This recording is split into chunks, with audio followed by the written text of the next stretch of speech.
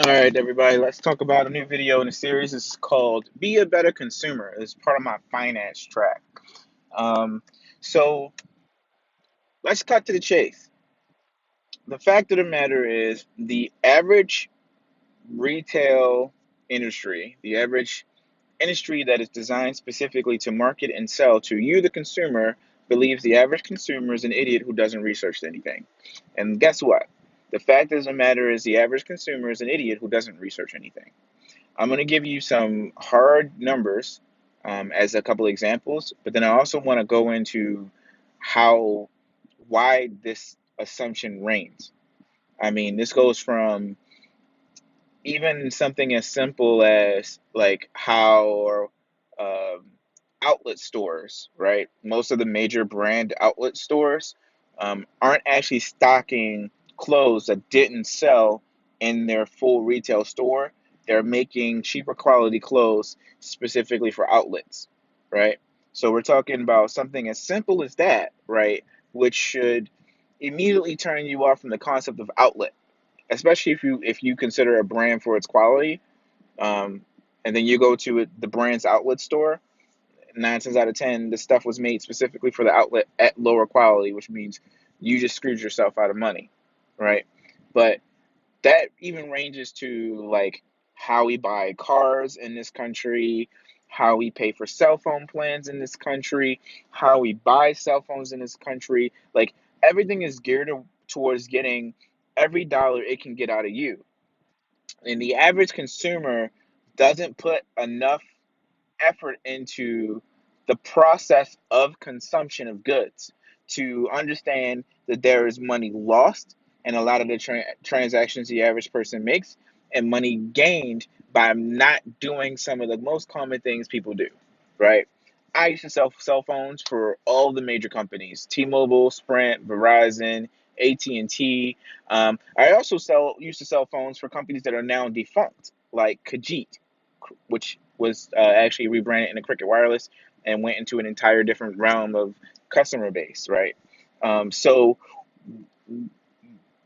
the phones are a really good example because of, first of all, how the phone buying process works, right?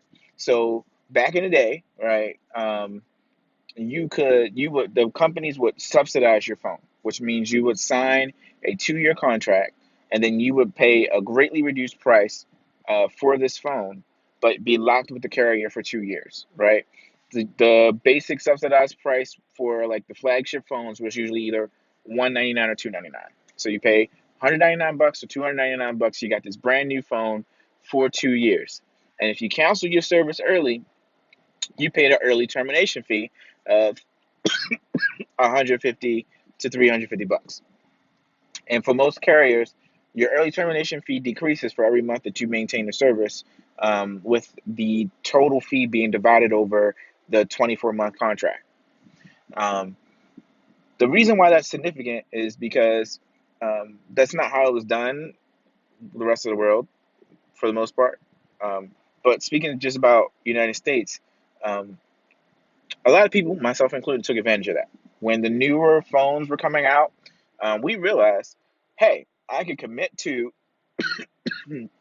a 2-year contract with this carrier, pay 300 bucks up front, and then pay the cancellation fee uh, up front, and still pay less than half of what this phone costs for a lot of different models on the market.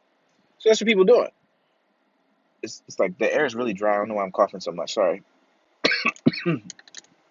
So, um, as a way around this, they had companies adopted the I would call it the rent to own or lease model, where you wouldn't pay 200 bucks for the phone, right? If you had good enough credit, they would loan you the phone, and you would finance the entire amount of the phone at zero interest, and then the payments for that phone will be split over 24 months.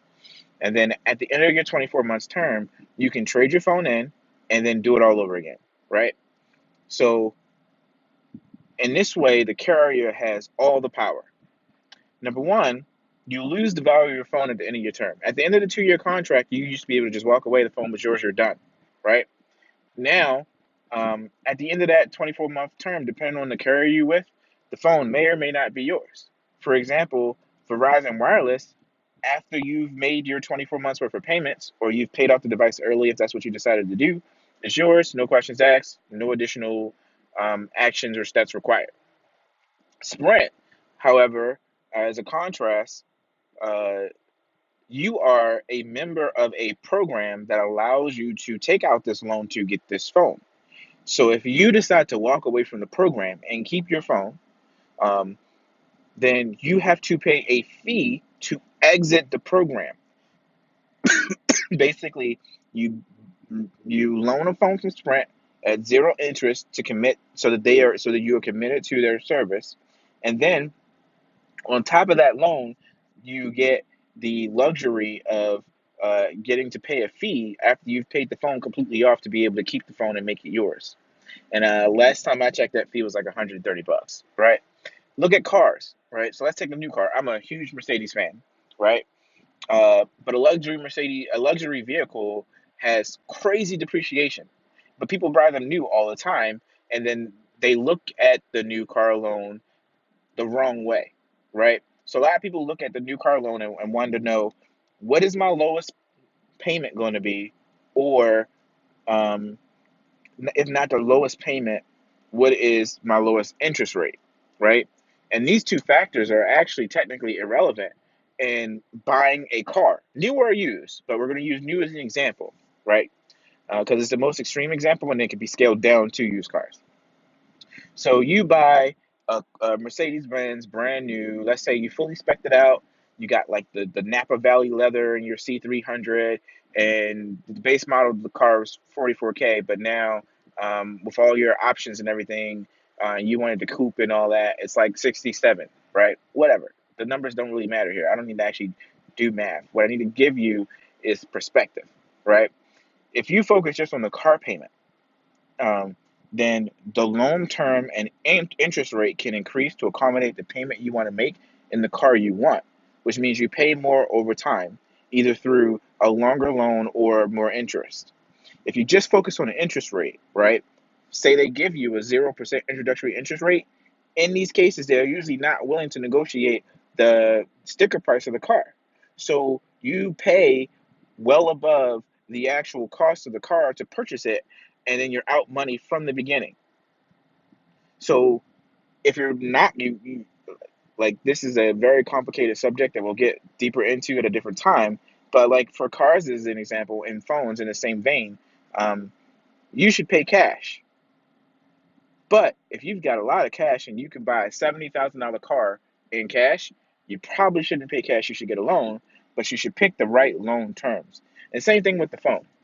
If you got $500 to buy a $500 phone, just do it. It's not going to kill you, right?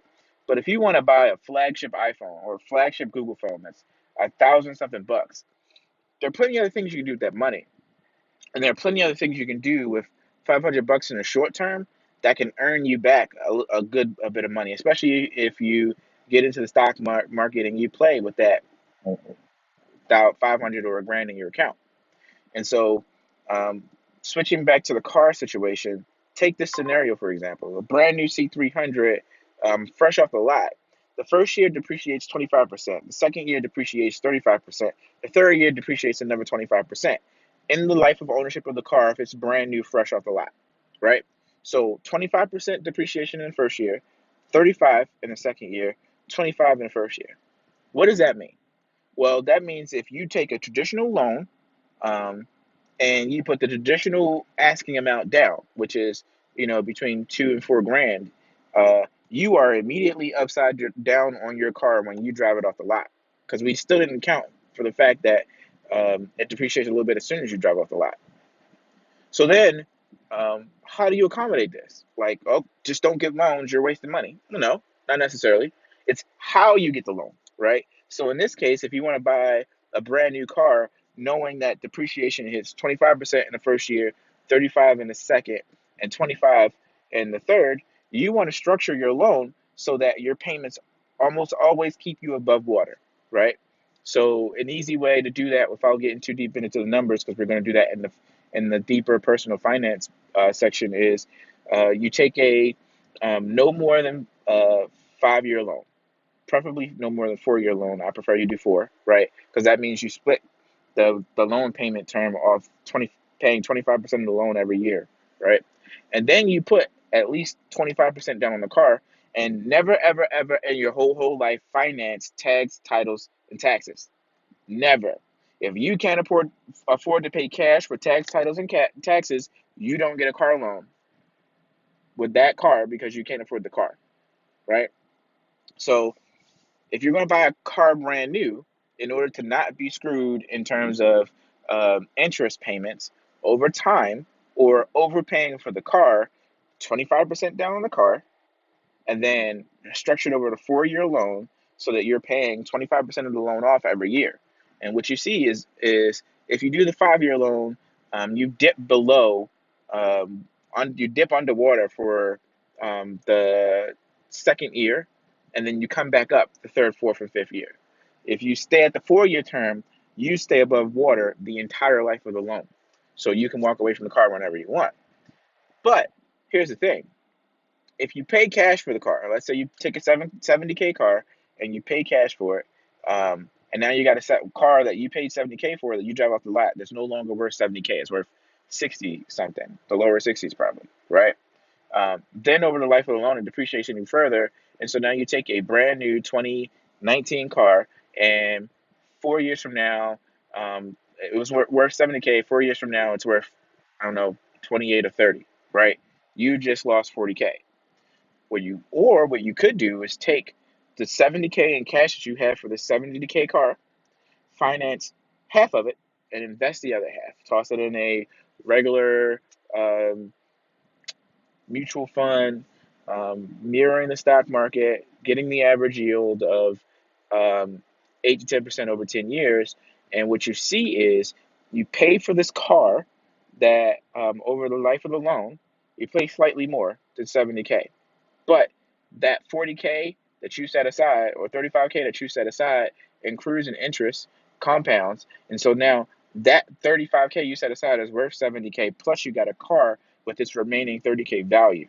So you took your 70, brought a toy to have fun with, and now you have this toy that has value that's paid off and 70K back in your account, right?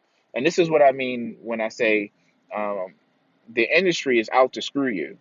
You have to actually sit down and look at how these factors play out specifically for you before you can make this decision.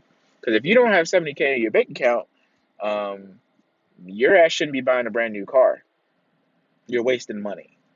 The depreciation on a new car, even if it's not a luxury car, is ridiculous. Ridiculous. Like it's widely known that most brand new cars lose about half their value over the first 3 to 4 years of the life of the car. If you don't have the cash in the bank to be dropping the full price on the car, then you should not be paying loans on a car that's going to cost you more than it's worth by the time it's done. That's ridiculous. Another thing about being a better consumer that you need to look at is um, how you approach shopping, right? So there is a concept, a retail concept called the retail arbitrage.